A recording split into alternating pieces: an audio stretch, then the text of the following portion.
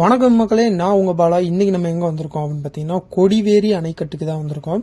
இந்த கொடிவேரி அணைக்கட்டு எங்க இருக்கு அப்படின்னு பாத்தீங்கன்னா ஈரோடு மாவட்டம் கோவில்செட்டிப்பாளையத்தில் இருக்கக்கூடிய பெரிய கொடிவேரி அப்படின்ற இடத்துல அமைஞ்சிருக்கு.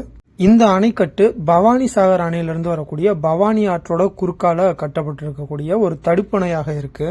இந்த கொடிவேரி அணைக்கட்டு என்ட்ரன்ஸ்குள்ள வந்தோடனே பாத்தீங்க அப்படின்னா ஒரு சிவன் கோயில் ஒன்று இருக்கு. பக்கத்திலே கருப்புசாமி, ஐயனார் அப்படின்னு சொல்லி நிறைய காவல் தெய்வங்களுடைய சிலைகளும் வைக்கப்பட்டிருக்கு. இந்த கொடிவேரி அணை எப்போ கட்டப்பட்டிருக்கு அப்படின்னு பார்த்தீங்கன்னா 1125வது நூற்றாண்டில் கட்டப்பட்டிருக்கு.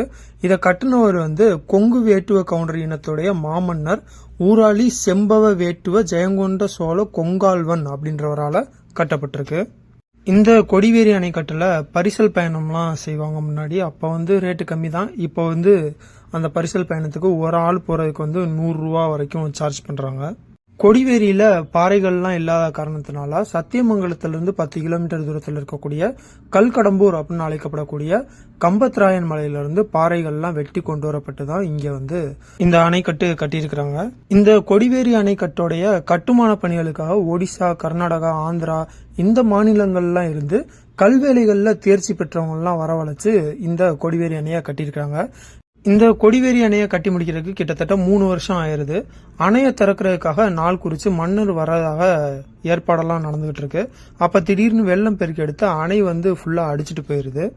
மறுபடியும் இந்த அணையை 1.5 வருஷத்துல கட்டி முடிச்சு மறுபடியும் அணை திறக்கிறதுக்காக மன்னர் வர நேரத்துல பாத்தீங்க அப்படின்னா மறுபடியும் வெள்ளம் ஆயிரக்கணக்கான மக்களும் இறந்து போயிடுறாங்க.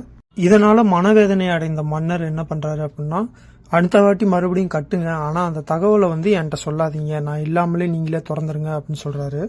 3வது வாட்டி கட்டப்பட்டு மன்னர் வராம இருந்து திறந்து வைக்கப்பட்டது தான் இப்ப இருக்கக்கூடிய இந்த கொடிவேரி அணை. அன்னையிலிருந்து இன்னைக்கு வரைக்கும் கிட்டத்தட்ட 900 வருஷ காலமாக இந்த கொடிவேரி அணைக்கட்டு ஸ்ட்ராங்கா இருக்கு. இந்த இடத்துக்கு எதனால கொடிவேரி அப்படின்ற பேர் வந்துச்சு அப்படின்னு கேட்டீங்கன்னா, கொடிவரி அப்படின்ற ஒரு சொல் தான் மருவி கொடிவேரி அப்படின்ற பேராக மாறினதான் சொல்றாங்க. கொடிவரி அப்படின்னா வரிப்புலி அப்படின்ற அர்த்தம். இந்த அணை அமைஞ்சிருக்கக்கூடிய காட்டுப்பகுதியை சுத்தி புலிகள்லாம் வாழ்ந்ததுனால இந்த பெயர் வந்ததாக சொல்றாங்க.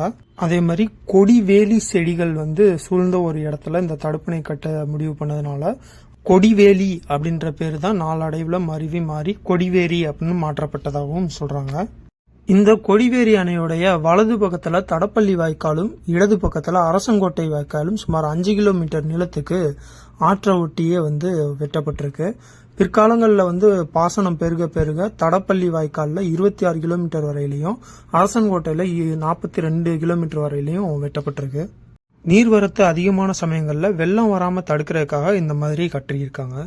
நீங்க ஈரோடு பக்கம்லாம் வரீங்க அப்படின்னா கோபிச்செட்டிப்பாளையம் பக்கத்தில் இருக்கக்கூடிய இந்த கொடிவேரி அணைக்கும் கண்டிப்பாக வந்துட்டு போங்க. இதே மாதிரி மேலும் ஒரு நல்ல வீடியோவில் உங்களை சந்திக்கிறேன். அதுவரை உங்களிடமிருந்து விடைபெறுவது உங்கள் பாலா.